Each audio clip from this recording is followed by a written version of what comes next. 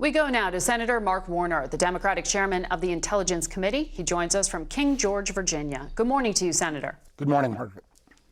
It was a pretty intense 5 hours of questioning of TikTok CEO this past week.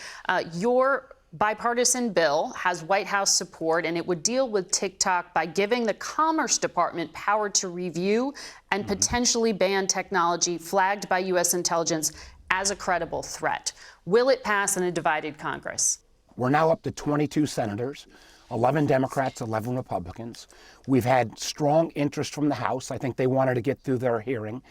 And clearly, while I appreciated Mr. Hsu's testimony, he just couldn't answer the basic question. At the end of the day, TikTok is owned by a Chinese company, ByteDance, and by Chinese law, that company has to be willing to turn over data to the Communist Party, or, and one of my bigger fears, we got 150 million Americans on TikTok, average of about 90 minutes a day, and how that channel could be used for propaganda purposes or mis or disinformation advocated by the Communist Party.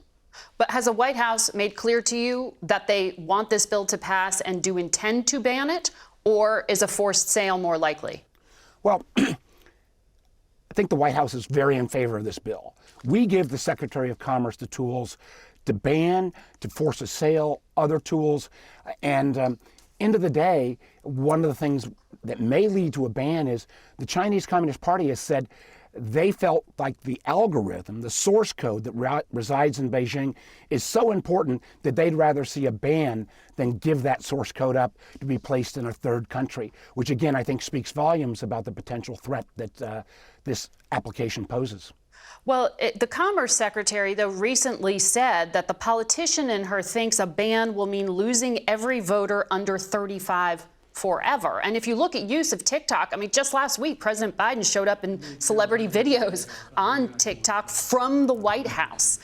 Plenty of lawmakers, including your Democratic colleague, Senator Cory Booker, uses it. A number of House progressives use it.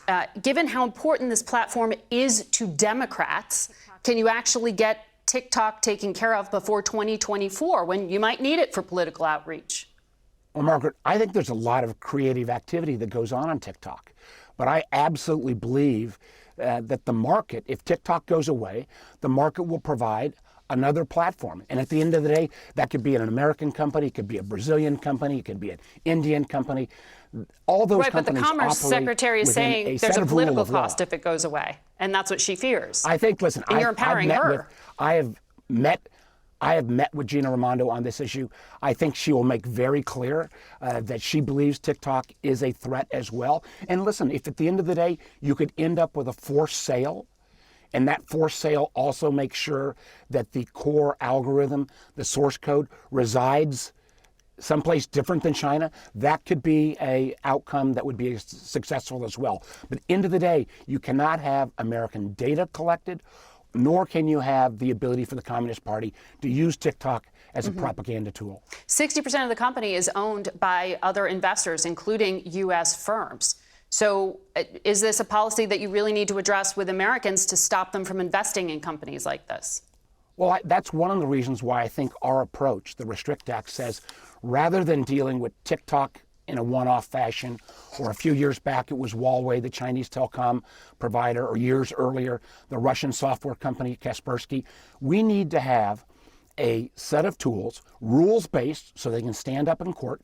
TikTok would still get its day in court, even under our law, that says if there's a foreign technology from a place like China and Russia, and it poses a national security threat.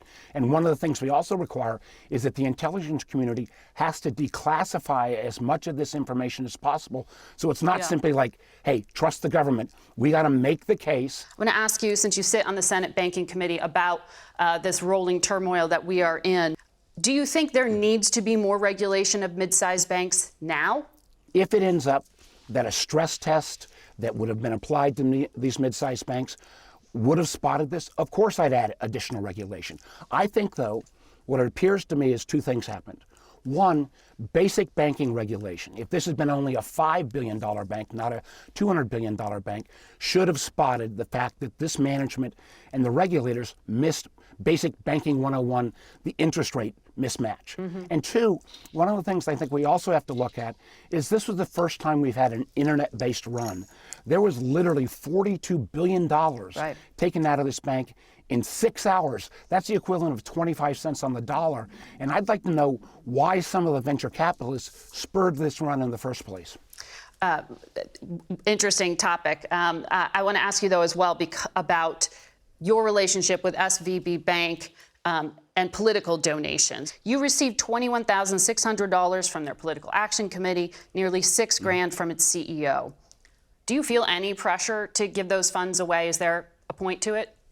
We're going to hear the facts on Tuesday. And if there's malfeasance at the bank, of course I'm going to give the money back. Okay.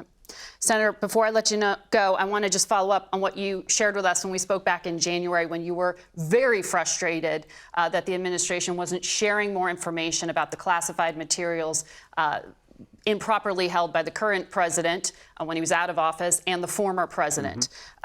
You've been briefed. Any more clarity on this? Any further information?